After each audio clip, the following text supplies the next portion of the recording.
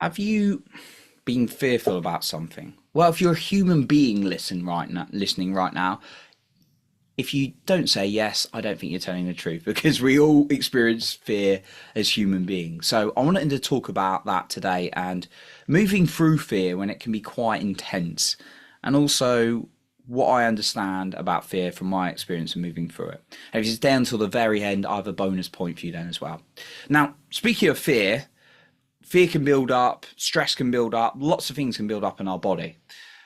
And we can get a lack of clarity and our brain can get confused. Now, what I found so beneficial in my life and the people I've given breathwork sessions to over a number of sessions is breathwork can really get into the body and help you move through a lot of these emotions and really connect yourself more. And it benefits you in so many areas in your health, in your business or careers, and in your relationships with people as well. It certainly has for me. So if you're curious about breath work, you can book in a call with me below and we can talk about if a session for you would be suitable.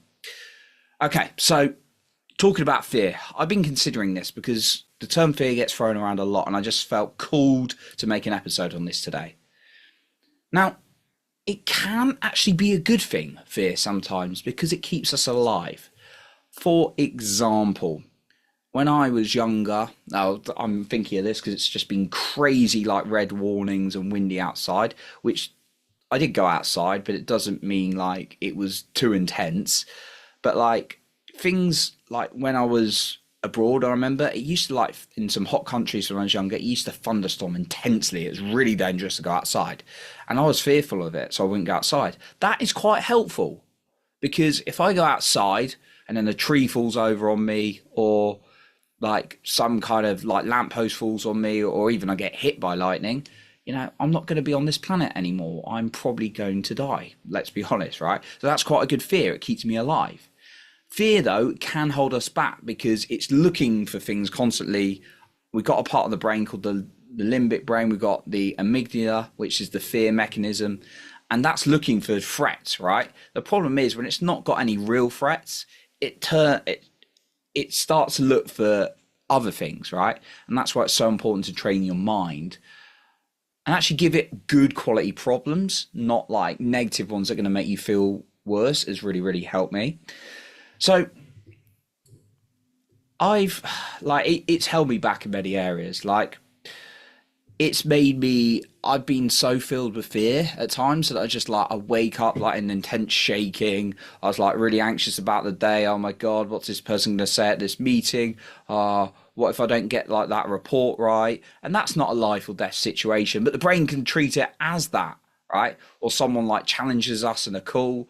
Like that used to terrify me. Now I'm like, okay, well, this is where I am. And I just want to check where you are. Okay, I didn't understand that. Can you explain it again? I used to be terrified about that. It's like, oh my God, what if they don't like me, right? And I'd be so fearful, right? And the fear of rejection is a huge one. We're going to talk about some tips I'm going to give you about working with fear in a moment as well.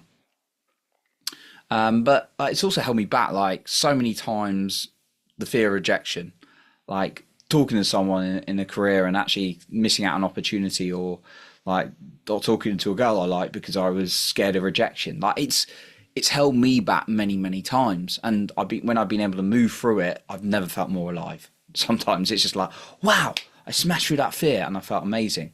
Now, will I get 100% right all the time? No, right? I'm a human being.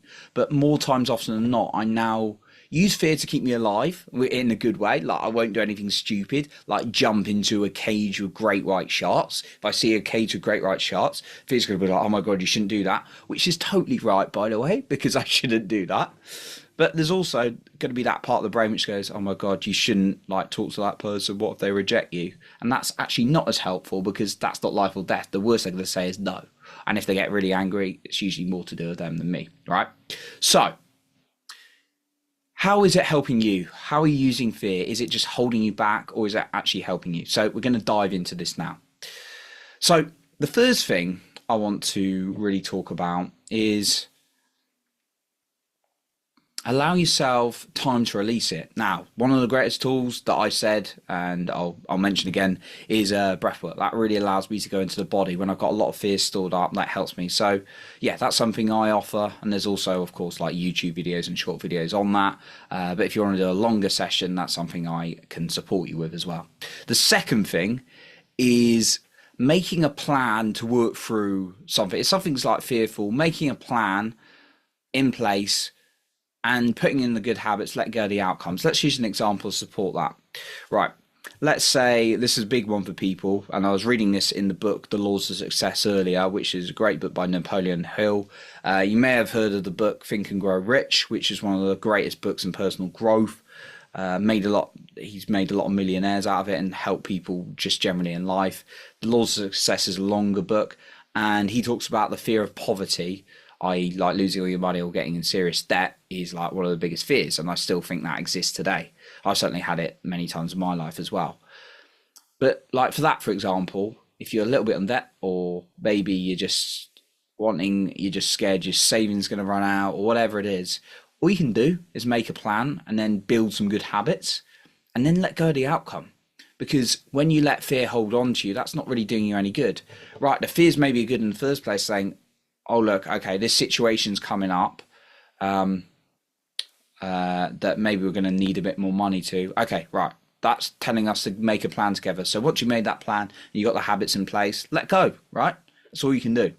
Right, the second thing is focus on feeling good more often, because if you've not got something to fill your mind up, your body with feeling good, this is where you want to connect the heart and mind. The heart's in the body, and then the mind's obviously the mind. You want to connect those two as much as possible. Start focusing on what you want and moving forward and the things you have achieved. And then when you can think about them, and then you can really put intention on feeling good. It may take a bit of effort at first. That's going to program your body to go into a more resourceful state of feeling good more often than not. Now, got final point for you as well, where you can act, what you can do to act in the moment of fear. Just want to mention again though, that if you are really stuck with fear and you've got a body built up of maybe stress, things you want to release, and it's really holding you back in things like your health, in like your relationships, in your business or career, then you can talk to me about whether breathwork would be suitable for you, and I will leave the link in the show notes below.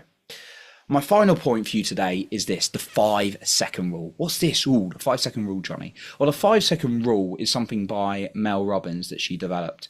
And this is to get through that analytical mind saying, don't do this, don't do this, don't do this. And what you can do in the moment, if you're about to do something, but your mind's getting in the way, is count down from 5 to 0 and then do the thing. So whether it's send a message, talk to the person, or whatever you're going to do, you then just want to count to 0 and then take action on it anyway. So that's what I got for you today. I appreciate you for being here. And remember to lead with your heart and not with fear.